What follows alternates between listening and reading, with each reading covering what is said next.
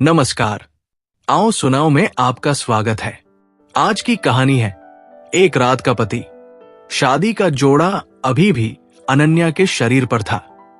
लाल लहंगे की चमक अब फीकी पड़ रही थी, जैसे उसका दिल भी।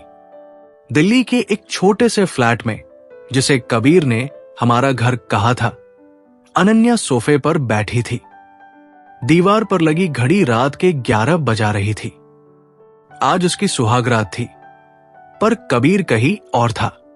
उसने कहा था, बस एक जरूरी कॉल है अनन्या, मैं अभी आता हूं। पर आधा घंटा बीत चुका था और वो अब तक बालकनी में फोन पर किसी से बात कर रहा था। अनन्या ने उसकी आवाज सुनी। हां, सब ठीक है, वो कुछ नहीं जानती। अनन्या का दिल धक से रह गया।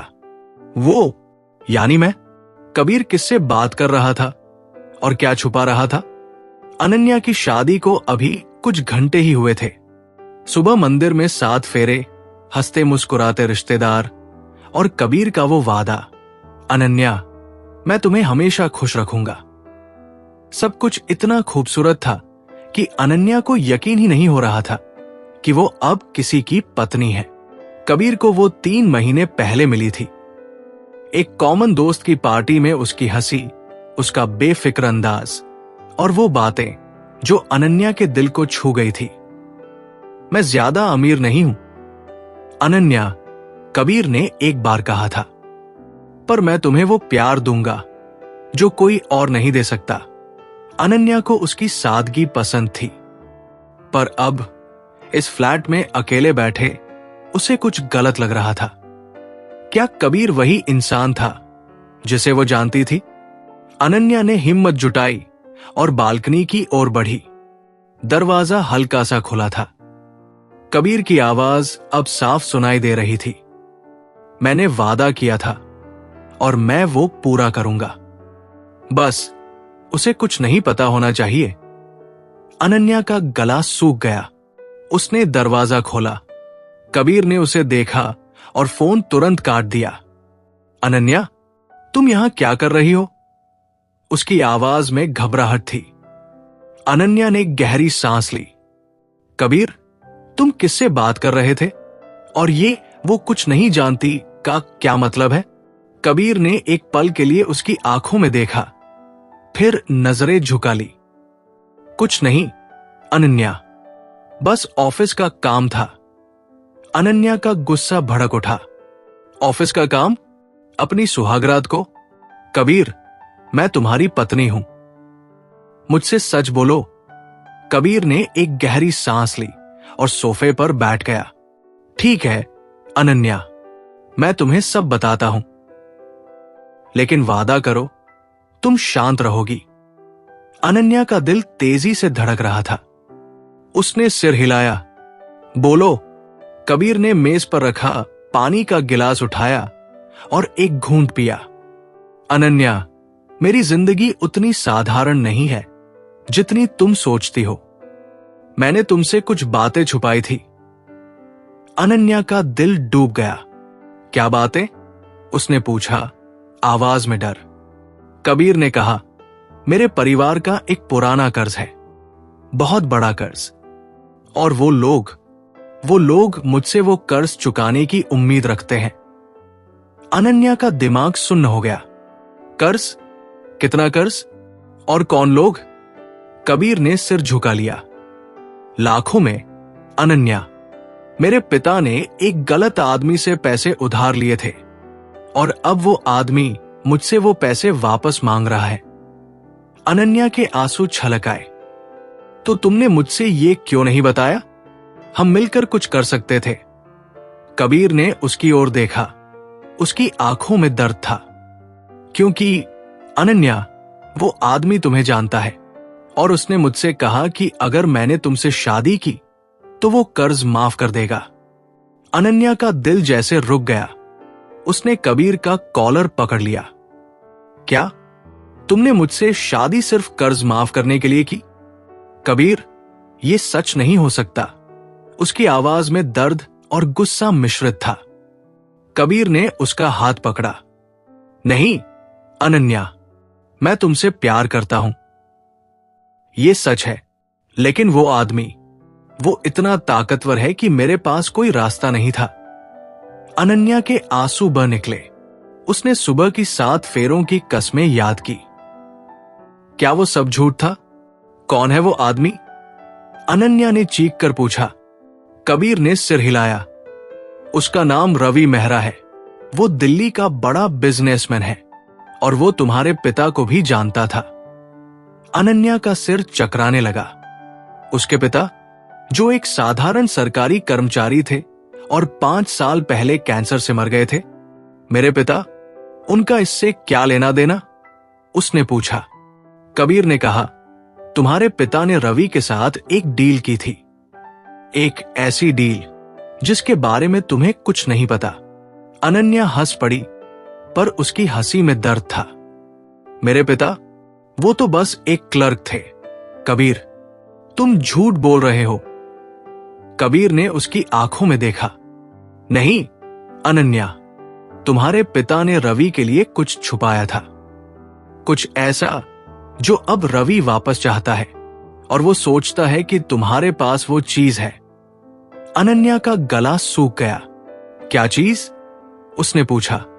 कबीर ने कहा, एक डॉक्यूमेंट, एक ऐसा डॉक्यूमेंट जो रवि की पूरी जिंदगी बर्बाद कर सकता है। अनन्या का दिमाग सुन्न हो गया। उसने अपनी मां की बात याद की, जो उसने शादी से एक दिन पहले कही थी। बेटी, अपने पिता की कुछ चीजें तूने संभाल कर रखी है, उन्हें कभी मत खोना। क्या उसका मतलब उस डॉक्यूमेंट से था? मेरे पास कोई डॉक्यूमेंट नहीं है कबीर, अनन्या ने कहा, आवाज में गुस्सा। कबीर ने उसका हाथ पकड़ा। है अनन्या, और रवि को यकीन है कि वो तुम्हारे पास है, इसलिए उसने मुझे तुमसे शादी करने के लिए कहा। अनन्या के आंसू रुक नहीं रहे थे। उसने कबीर की आंखों में देखा। तो तुमने मुझसे प्यार नहीं किया? ये सब एक डील थी। कबीर ने सिर झुका लिया। मैं तुम्हें चोट नहीं पहुंचाना चाहता अनन्या, पर मैं मजबूर था। अनन्या का दिल टूट गया। उसने सोचा, क्या उसकी जिंदगी अब सिर्फ एक सौदे का हिस्सा है? और अगर हां, तो वो डॉक्यूमेंट कहां है? तभी किसी ने फ्लैट का दरवाजा जोर से खटखटाया। कबीर का चेहरा सफेद पड़ गया। वो आ गए, उसने फुसफुसाते हुए कहा। अनन्या ने पूछा, कौन? कबीर ने उसका हाथ पकड़ा। रवि के आदमी, वो तुम्हें ढूंढ रहे हैं। अनन्या का दिल जोर जोर से धड़क रहा था। उसने सोचा, क्या ये उसकी आखिरी रात है? कबीर ने जल्दी से अनन्या को बेडरूम की ओर खींचा।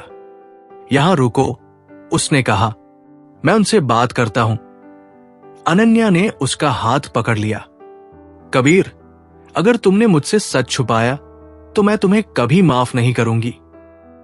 कबीर ने उसकी आंखों में देखा। मैं तुम्हें खोना नहीं चाहता अनन्या, बस मुझ पर भरोसा रखो। कबीर दरवाजे की ओर बढ़ा। अनन्या बेडरूम में अकेली थी। उसे अपनी मां का दिया हुआ एक पर्स याद आया, जो वो अपने सामान के साथ यहां ले आई थी। क्या उसमें वो डॉक्यूमेंट था? उसने उसे खोला। अंदर कुछ पुराने पत्र, तस्वीरें और एक छोटा सा लिफाफा था। उसने लिफाफा खोला।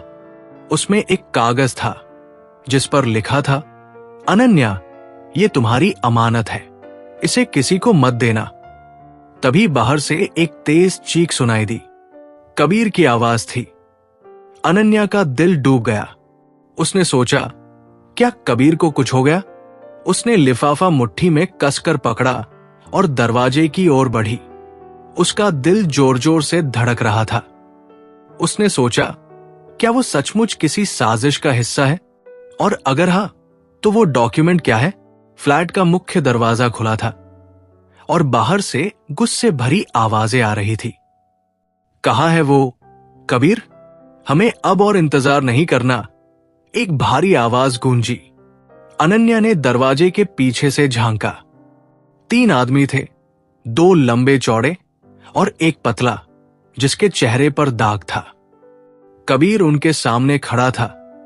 उसका चेहरा पसीने से तर। मैंने कहा ना वो कुछ नहीं जानती। कबीर की आवाज में गुस्सा था, पर डर भी साफ झलक रहा था। अनन्या का गला सूख गया। उसने सोचा, क्या ये वही लोग हैं जिनके बारे में कबीर ने बताया था? रवि मेहरा के आदमी? और वो डॉक्यूमेंट जो उसके पिता ने छुपाया था, क्या सचमुच इतना कीमती था कि लोग इसके लिए कुछ भी कर सकते थे? उसने जेब में हाथ डाला। लिफाफा अभी भी वहां था। उसका मन चाहा कि वो उसे खोलकर देख ले, पर समय नहीं था। तू हमें बेवकूफ बना रहा है, कबीर, दाग वाले आदमी ने कहा और कबीर का कॉलर पकड़ लिया। रवि सर को अब सब्र नहीं है। अगर तूने हमें वो कागज नहीं दिया तो तेरा हाल वही होगा जो तेरे बाप का हुआ था। अनन्या का दिल डूब गया। कबीर के पिता, क्या उनके साथ भी कुछ हुआ था? कबीर ने उस आदमी का हाथ झटका। मुझे धमकाने से कुछ नहीं होगा संजय, मैंने जो कहा वो किया। अब तुम लोग चले जाओ। अनन्या का दिमाग तेजी से चल रहा था। उसे कुछ करना था। वो चुपके से बेडरूम में वापस गई और अपनी सैंडल उतारी ताकि कोई आवाज ना हो। उसने पर्स फिर से खोला। शायद उसमें कुछ और हो जो उसे इस मुसीबत से बचा सके। अंदर एक पुराना फोटो था, उसके पिता का, जिसमें वो एक अनजान आदमी के साथ मुस्कुरा रहे थे। पीछे लिखा था रवि 1998। अनन्या का सिर चकराने लगा। तो क्या कबीर सच बोल रहा था? उसके पिता और रवि मेहरा का कोई पुराना रिश्ता था। तभी बाहर से एक तेज आवाज आई, कुछ टूटने की। अनन्या ने दरवाजे की ओर देखा। कबीर अब जमीन पर था और वो दाग वाला आदमी संजय उस पर चिल्ला रहा था। आखिरी बार पूछता हूं, कबीर, वो लड़की कहां है? अनन्या का दिल जोर जोर से धड़क रहा था। उसने सोचा, अगर वो अभी भागी तो शायद बच जाए। फ्लैट के पीछे एक छोटी सी सीढ़ी थी जो बेसमेंट तक जाती थी। पर कबीर, क्या वो उसे छोड़कर भाग सकती थी? अनन्या ने हिम्मत जुटाई। उसने बक्से से एक छोटा सा पेचकस निकाला। कम से कम कुछ तो हथियार था। वो चुपके से बेडरूम से निकली और रसोई की ओर बढ़ी, जहां से पीछे का रास्ता था। पर तभी एक भारी कदमों की आवाज ने उसे रोक दिया। वो रही, एक आदमी चीखा। अनन्या ने पीछे मुड़कर देखा। वो लंबा चौड़ा आदमी उसकी ओर बढ़ रहा था। अनन्या ने पेचकस उठाया और चिल्लाई, पास मत आना। उसकी आवाज कांप रही थी, पर वो डटी रही। कबीर ने जमीन से उठने की कोशिश की। अनन्या, भागो, उसने चीखा, पर संजय ने उसे फिर से धक्का दिया। अनन्या का दिल चाहा कि वो कबीर की मदद करे, पर वो जानती थी कि वो इन तीनों से नहीं लड़ सकती। उसने रसोई का दरवाजा खोला और सीढ़ियों की ओर भागी। अंधेरे में उसका पैर फिसला, पर उसने खुद को संभाला। पीछे से कदमों की आवाज तेज हो रही थी। बेसमेंट ठंडा और गीला था। वहां पुराने फर्नीचर और टूटे फूटे सामान बिखरे थे। अनन्या ने एक पुराने सोफे के पीछे छुपने की कोशिश की। उसकी सांसें तेज थी और दिल इतनी जोर से धड़क रहा था कि उसे लगा कि वो लोग उसे सुन लेंगे। तभी सीढ़ियों पर कदमों की आवाज रुकी। वो यही कही है, संजय की आवाज गूंजी। ढूंढो से। अनन्या ने जेब से लिफाफा निकाला। उसने उसे खोला। अंदर एक छोटा सा कागज था जिस पर कुछ नंबर लिखे थे, शायद कोई कोड। नीचे लिखा था, अनन्या, इसे संभाल कर रखना, यह तुम्हारी ताकत है। अनन्या का दिमाग सुन्न हो गया। यह क्या था? कोई बैंक अकाउंट, कोई लॉकर या कुछ और? उसने कागज वापस जेब में डाला और सोफे के पीछे और सिकुड़ गई। तभी एक फोन की घंटी बजी। संजय की आवाज सुनाई दी। हां सर, वो यही है। नहीं, कबीर कुछ नहीं बता रहा। ठीक है, मैं अभी देखता हूं। अनन्या का दिल डूब गया। रवि मेहरा, वो इस सब के पीछे था? उसने अपने पिता की बात याद की, जो वो बचपन में कहा करते थे, बेटी, दुनिया में कुछ लोग सिर्फ पैसे के लिए जीते हैं, उनसे हमेशा बचकर रहना। क्या रवि वही आदमी था? अचानक एक तेज आवाज हुई, जैसे कोई भारी चीज गिरी हो। अनन्या ने झांका। संजय और उसके आदमी बेसमेंट के दूसरे कोने में थे, जहां कुछ बक्से पड़े थे। शायद वो गिर गए थे। अनन्या ने मौका देखा और चुपके से सीढ़ियों की ओर बढ़ी। उसका मन चाहा कि वो कबीर को बचाए, पर वो जानती थी कि अभी उसका भागना जरूरी था। वो सीढ़ियां चढ़कर रसोई में पहुंची। फ्लैट अब खाली था। कबीर कहीं नहीं दिख रहा था। अनन्या का दिल जोर जोर से धड़क रहा था। उसने मुख्य दरवाजा खोला और बाहर की ओर भागी। दिल्ली की सड़कें रात के इस पहर में सुनसान थी। उसका फोन बेडरूम में ही रह गया था। अब क्या करे? तभी एक कार उसके पास रुकी। अनन्या ने पीछे मुड़कर देखा। कार का शीशा नीचे हुआ और एक अधेड़ उम्र का आदमी बाहर झांका। उसका चेहरा सख्त था, पर आंखों में एक अजीब सी गर्मी। अनन्या, उसने कहा। अनन्या का दिल डूब गया। आप कौन है? उसने पूछा, आवाज में डर। आदमी ने मुस्कुराया। मैं रवि मेहरा हूं, और मुझे लगता है तुम मेरी मदद कर सकती हो। अनन्या का गला सूख गया। वो भागना चाहती थी, पर उसके पैर जम गए। मुझे आपसे कोई बात नहीं करनी, उसने कहा और पीछे हटने लगी। रवि ने कार का दरवाजा खोला। अनन्या, अगर तुम अब भागी तो कबीर को कोई नहीं बचा पाएगा। अनन्या रुक गई। कबीर? क्या वो अभी भी खतरे में था? आपने कबीर के साथ क्या किया? उसने चीख कर पूछा। रवि ने शांत स्वर में कहा, वो मेरे पास है, और अगर तुम चाहती हो कि वो जिंदा रहे तो मेरे साथ चलो। अनन्या के आंसू बह निकले। उसने सुबह की शादी याद की, कबीर की वो मुस्कान, वो वादे। क्या वो सब झूठ था, या कबीर सचमुच मजबूर था? मेरे पास वो डॉक्यूमेंट नहीं है, उसने कहा, आवाज में गुस्सा। रवि ने सिर हिलाया। मुझे यकीन है तुम्हें वो मिल जाएगा। बस मेरे साथ चलो। अनन्या का दिमाग तेजी से चल रहा था। उसने जेब में कागज को महसूस किया। क्या यही वो चीज थी जो रवि चाहता था? अनन्या ने एक गहरी सांस ली। ठीक है, उसने कहा, लेकिन अगर कबीर को कुछ हुआ तो मैं आपको कभी माफ नहीं करूंगी। रवि ने मुस्कुराया। तुम ठीक वैसी ही हो जैसा तुम्हारा बाप था, हिम्मत वाली। अनन्या का दिल डूब गया। उसके पिता रवि उन्हें इतनी अच्छी तरह कैसे जानता था? वो कार में बैठ गई। रवि ने ड्राइवर को इशारा किया और कार तेजी से सड़क पर दौड़ने लगी। अनन्या ने खिड़की से बाहर देखा। दिल्ली की रात अब और डरावनी लग रही थी। उसने सोचा, क्या वो कबीर को बचा पाएगी? और वो कागज जिसे उसने जेब में रखा था, क्या वो उसकी जिंदगी बदल देगा? कार एक बड़े से बंगले के सामने रुकी। रवि ने दरवाजा खोला। अंदर आओ अनन्या, अब समय आ गया है कि हम सच का सामना करें। अनन्या का दिल जोर जोर से धड़क रहा था।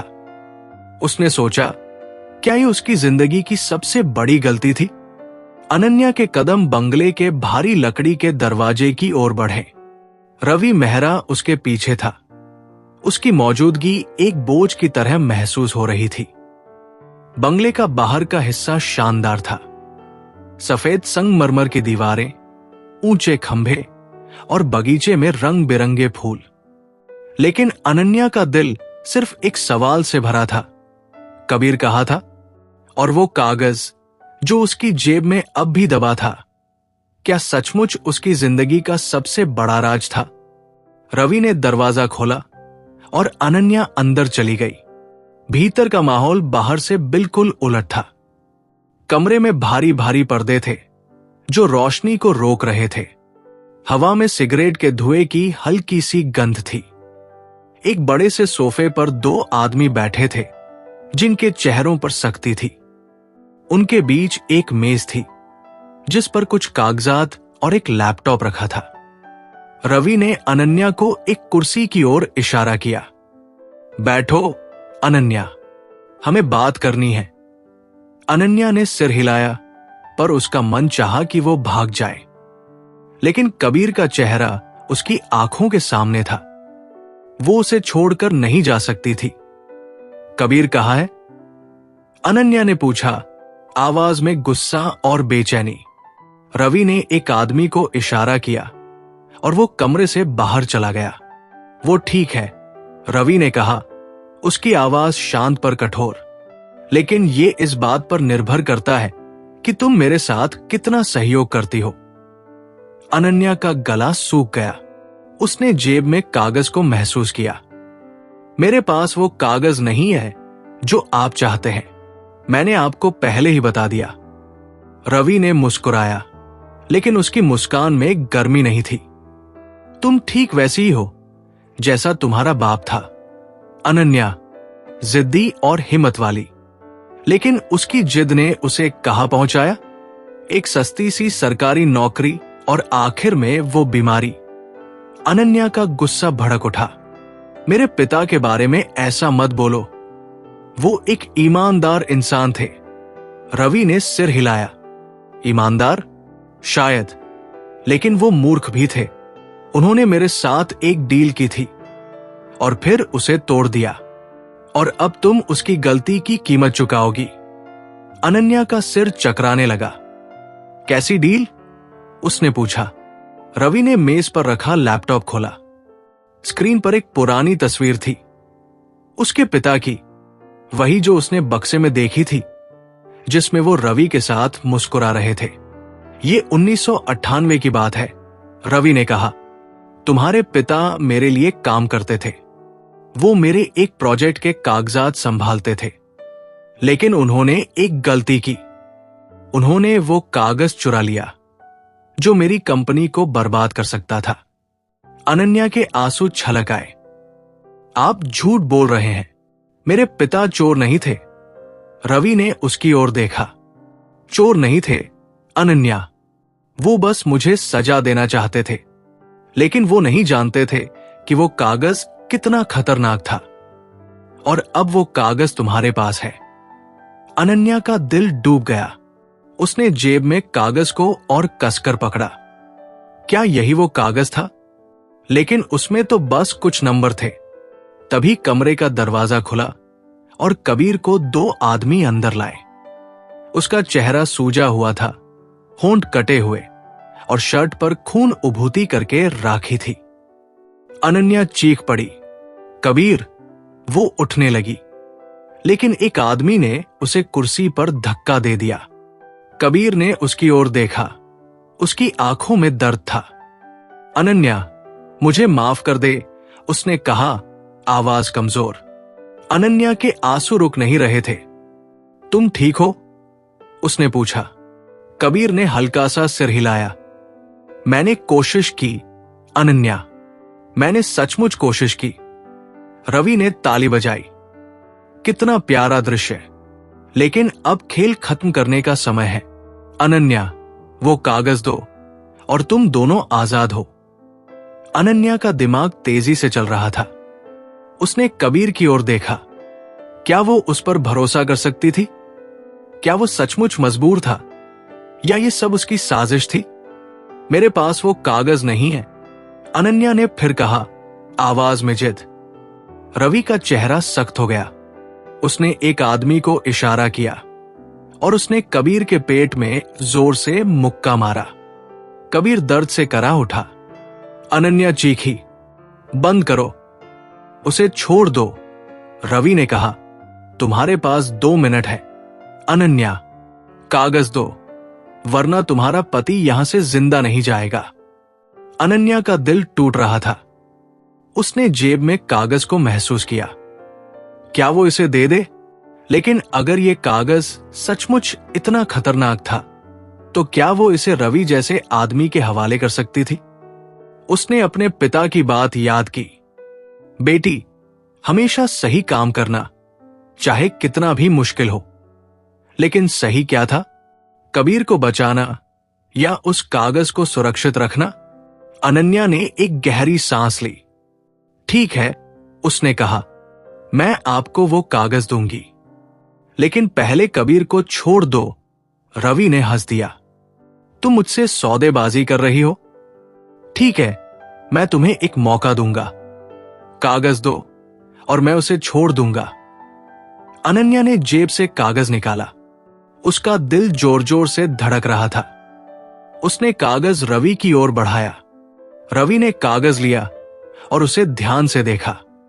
उसका चेहरा बदल गया। ये वो कागज नहीं है, उसने चीखा। अनन्या का दिल डूब गया। क्या? उसने पूछा। रवि ने कागज फाड़ दिया और अनन्या की ओर बढ़ा।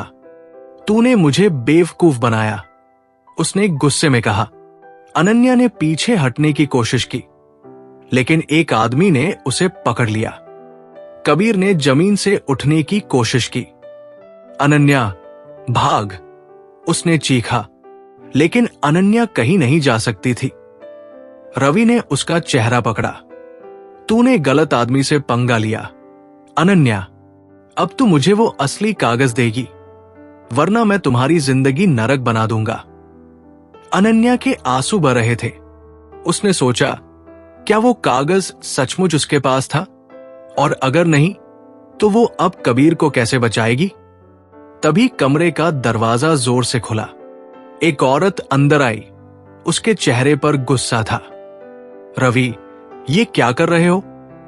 उसने चीखा। रवि रुक गया। सुमन, तू यहां क्या कर रही है? अनन्या का दिमाग सुन्न हो गया। सुमन, ये कौन थी? और वो रवि को कैसे जानती थी? सुमन ने अनन्या की ओर देखा। तू अनन्या है ना? तेरे पिता मेरे दोस्त थे और मैं तुझे यहां से निकालूंगी। अनन्या का दिल जोर जोर से धड़क रहा था। सुमन, दोस्त, ये सब क्या हो रहा था? अनन्या की सांसें तेज थी।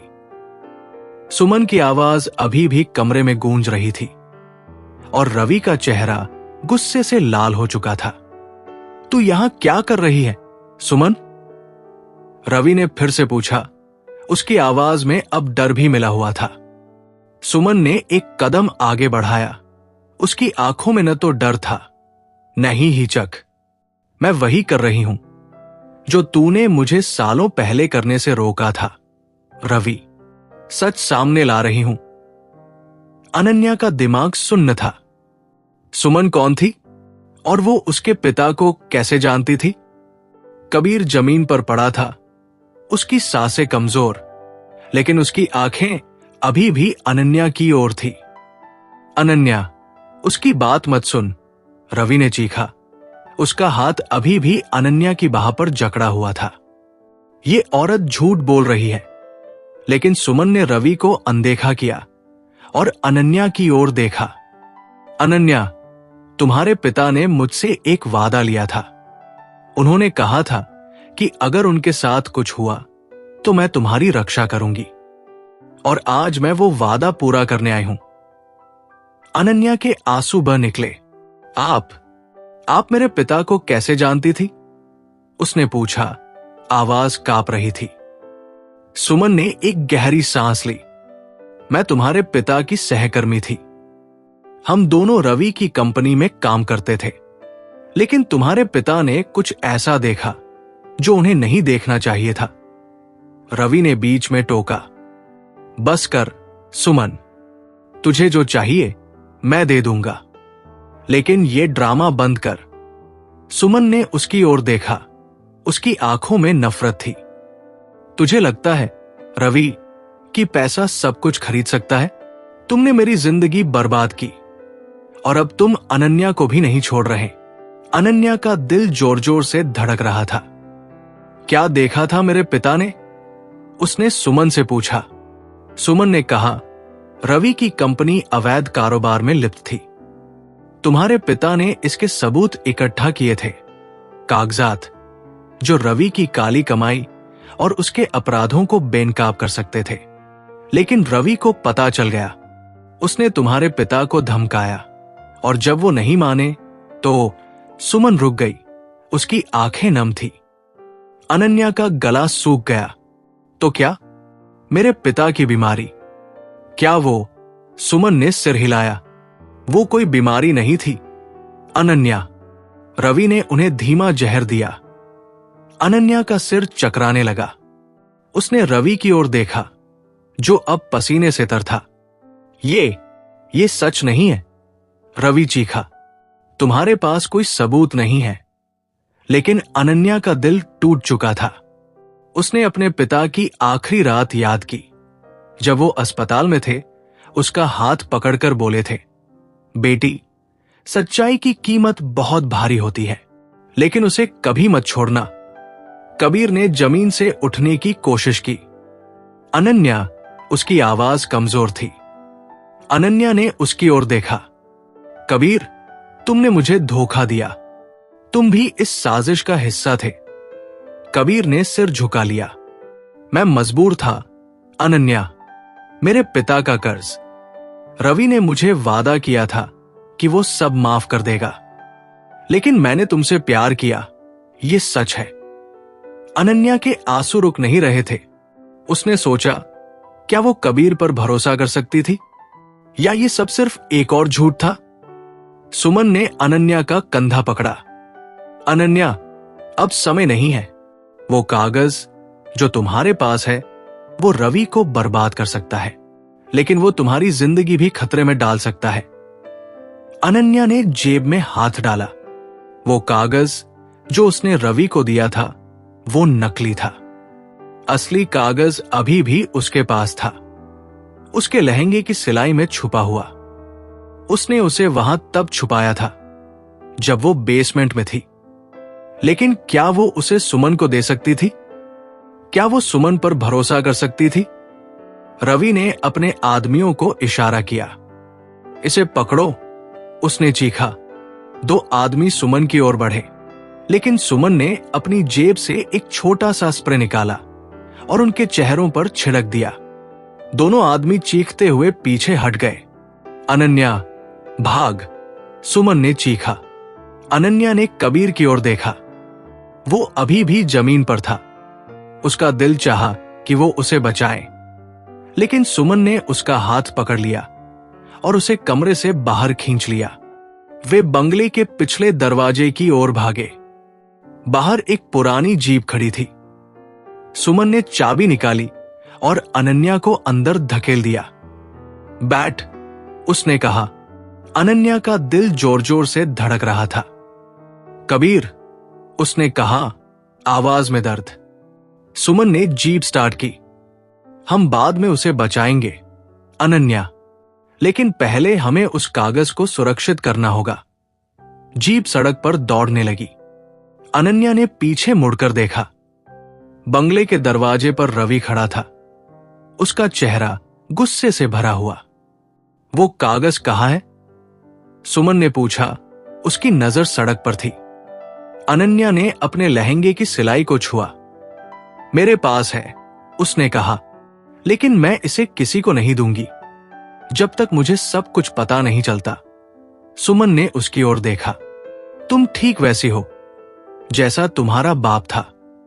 लेकिन सुनो अनन्या, ये कागज सिर्फ रवि को बर्बाद नहीं करेगा, ये कई और लोगों की सच्चाई सामने लाएगा, और वो लोग तुम्हें जिंदा नहीं छोड़ेंगे। अनन्या का गला सूख गया।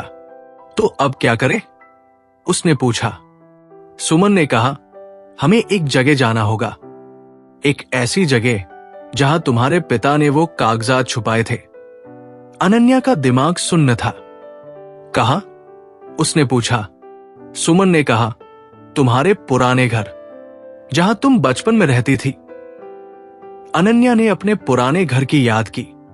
वो छोटा सा मकान जहां वो और उसके पिता हंसते खेलते थे। क्या वहां सचमुच कुछ छुपा था? जीप दिल्ली की सड़कों से निकलकर हाईवे पर दौड़ रही थी। अनन्या ने अपने लहंगे की सिलाई खोली और असली कागज निकाला। उसने उसे ध्यान से देखा। उसमें कुछ नंबर थे और एक छोटा सा नक्शा जो किसी पुरानी इमारत की ओर इशारा करता था। ये क्या है? उसने सुमन से पूछा। सुमन ने एक नजर डाली। ये तुम्हारे घर का नक्शा है अनन्या, और वो नंबर एक तिजोरी का कोड है। अनन्या का दिल डूब गया। तिजोरी? उसके घर में कोई तिजोरी नहीं थी। या थी? उसने अपने पिता की बात याद की, जो वो अक्सर मजाक में कहते थे, बेटी, हमारे घर में एक खजाना छुपा है, लेकिन उसे सिर्फ वही ढूंढ सकता है जो दिल से सच्चा हो। क्या वो मजाक नहीं था? तभी जीप के पीछे से एक तेज हॉर्न की आवाज आई। अनन्या ने पीछे मुड़कर देखा। 2 काली कारें उनकी ओर तेजी से बढ़ रही थी। रवि के आदमी, सुमन ने कहा, उसकी आवाज में तनाव। उसने जीप की स्पीड बढ़ाई, लेकिन कारें करीब आ रही थी। अनन्या का दिल जोर जोर से धड़क रहा था। अब क्या करे? उसने पूछा। सुमन ने कहा, तुम्हें हिम्मत रखनी होगी अनन्या, क्योंकि अब यह जंग सिर्फ तुम्हारी नहीं, तुम्हारे पिता की भी है। जीप एक तंग गली में मुड़ी। कारें अभी भी पीछे थी। सुमन ने जीप को एक पुराने गोदाम के पास रोका। यहां उतरो, उसने कहा। अनन्या ने दरवाजा खोला और बाहर कूद पड़ी। सुमन ने उसका हाथ पकड़ा और उसे गोदाम के अंदर खींच लिया। अंदर अंधेरा था और हवा में धूल की गंध थी। यहां क्यों? अनन्या ने पूछा। सुमन ने कहा, क्योंकि हमें समय चाहिए और यहां वो हमें नहीं ढूंढ पाएंगे। अनन्या ने कागज को कसकर पकड़ा। उसने सोचा, क्या वो सचमुच अपने पिता का सच सामने ला पाएगी? और कबीर, क्या वो उसे कभी माफ कर पाएगी? तभी गोदाम का दरवाजा जोर से खुला। रवि अंदर आया। उसके हाथ में पिस्तौल थी। बस अनन्या, अब और भागने की जगह नहीं है। अनन्या का दिल डूब गया। उसने सुमन की ओर देखा, जो अब भी डटी हुई थी। तुम हार चुके हो रवि, सुमन ने कहा। पुलिस को सब पता है। रवि ने हंस दिया। पुलिस? तुम्हें लगता है मेरे पास इतने सालों में कोई ताकत नहीं बची? उसने पिस्तौल अनन्या की ओर तानी। कागज दो अनन्या, या मैं तुम्हें यही खत्म कर दूंगा। अनन्या के आंसू बह रहे थे। उसने अपने पिता की बात याद की। सच्चाई की कीमत भारी होती है। उसने कागज रवि की ओर बढ़ाया। तभी गोदाम के बाहर सायरन की आवाज गूंजी। रवि का चेहरा सफेद पड़ गया। ये क्या है? उसने चीखा। सुमन ने मुस्कुराया। पुलिस? रवि, अब तेरा खेल खत्म। गोदाम का दरवाजा जोर से खुला और कई पुलिस वाले अंदर दाखिल हुए। उनके पीछे एक औरत थी, जिसके चेहरे पर गंभीरता थी। रवि मेहरा, तुम्हें गिरफ्तार किया जाता है, उसने कहा। रवि ने पिस्तौल फेंक दी और अपने हाथ ऊपर कर लिए। ये गलतफहमी है, उसने चीखा, लेकिन पुलिस ने उसे हथकड़ी पहना दी। अनन्या का सिर चकराने लगा। वो सुमन की ओर मुड़ी। ये सब कैसे हुआ? सुमन ने कहा, मैंने पुलिस को पहले ही सब बता दिया था। अनन्या, तुम्हारे पिता के सबूत, जो मैंने सालों तक छुपाए थे, मैंने उन्हें सौंप दिए। अनन्या ने कागज को और कसकर पकड़ा। और कबीर? क्या रवि ने सच कहा? क्या कबीर? उसकी आवाज टूट गई। सुमन ने सिर झुका लिया। मुझे नहीं पता अनन्या, लेकिन हमें अब उसे ढूंढना होगा। पुलिस ने अनन्या और सुमन को गोदाम से बाहर निकाला। बाहर एक एम्बुलेंस खड़ी थी और कुछ पुलिस वाले बंगले की ओर जा रहे थे। अनन्या का दिल जोर जोर से धड़क रहा था। उसने पुलिस की उस औरत से पूछा, कबीर, मेरा पति, वो कहाँ है? औरत ने उसकी ओर देखा। उसकी आंखों में सहानुभूति थी। हमें बंगले में एक आदमी मिला है। वो घायल है, लेकिन जिंदा। आप उसे देखना चाहेंगी? अनन्या ने सिर हिलाया और एम्बुलेंस की ओर बढ़ी। वहां कबीर था। उसका चेहरा पीला और शरीर पर कई चोटें। उसने अनन्या को देखा और मुस्कुराने की कोशिश की। अनन्या, तुम ठीक हो? उसने पूछा, आवाज कमजोर। अनन्या के आंसू बह निकले। उसने कबीर का हाथ पकड़ा। कबीर, रवि ने कहा कि तुम उसकी साजिश का हिस्सा थे। ये सच है? कबीर की आंखें नम हो गई। उसने सिर झुका लिया। अनन्या, मैं तुम्हें सब बताना चाहता था, लेकिन मेरे पास कोई रास्ता नहीं था। अनन्या का दिल टूट गया।